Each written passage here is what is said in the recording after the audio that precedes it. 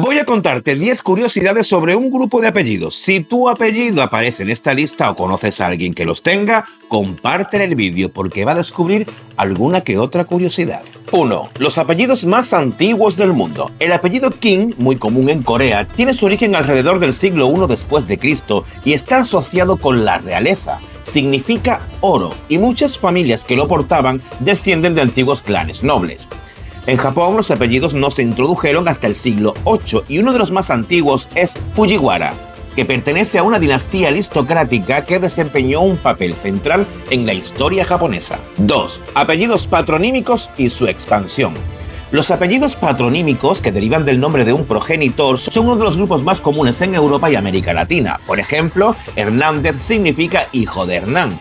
Este sistema tan flexible que durante siglos algunos hijos adoptaron apellidos completamente diferentes, según el nombre del padre o del abuelo. Pero en los países escandinavos, apellidos como Andersen, que significa hijo de Anders, y Johansson, que significa hijo de Johan, fueron tan comunes que en el siglo XX las leyes de Suecia comenzaron a fomentar la adopción de apellidos únicos para poder diferenciarlos. Número 3. Apellidos que reflejan características personales. Algunos apellidos describen características físicas, rasgos de personalidad o peculiaridades del portador original. Por ejemplo, el apellido Bravo, que designa a alguien valiente o audaz. El apellido Cabrera, que está relacionado con la cría de cabras, aunque en sus inicios no siempre fue un apellido ocupacional, sino una referencia al carácter de alguien que trabajaba con animales. 4. Apellidos derivados de oficios poco comunes.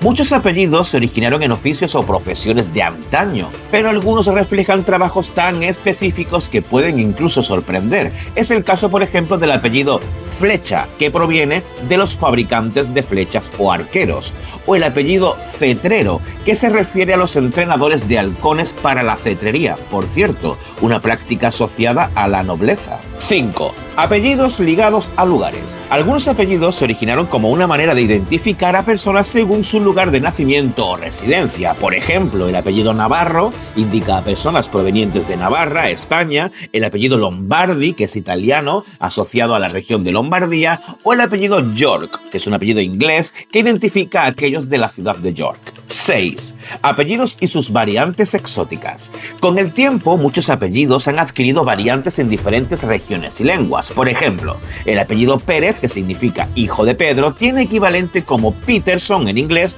o Petrov en ruso.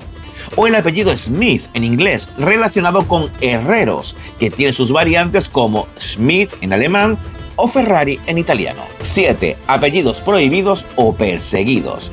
En algunos contextos históricos, ciertos apellidos fueron prohibidos o forzados a cambiar. Durante la ocupación nazi, muchas familias judías fueron obligadas a adoptar apellidos que los identificaran como tales, como son los ejemplos del apellido Israel o Sara, lo que dejó marcas profundas en las genealogías europeas. En el caso de España, tras la expulsión de los judíos en 1492, muchas familias sefardíes modificaron sus apellidos para asimilarse, generando apellidos criptojudíos, como son los casos de los apellidos Silva o López. 8. El apellido más corto y el apellido más largo. Entre los apellidos más cortos del mundo encontramos a que es común en países asiáticos como China o Vietnam. Su simplicidad radica en el uso limitado de caracteres en el idioma cantonés. Y el apellido más largo del mundo es Keyana Ikukawaka Iulieka Wawanele, que refleja la complejidad lingüística de las culturas indígenas polinesias. 9. Los apellidos comunes y su historia. García es el apellido español más común. Tiene raíces prerromanas asociadas al término oso. Esto sugiere que el portador original estaba vinculado con este animal. Posiblemente sería un cazador de osos.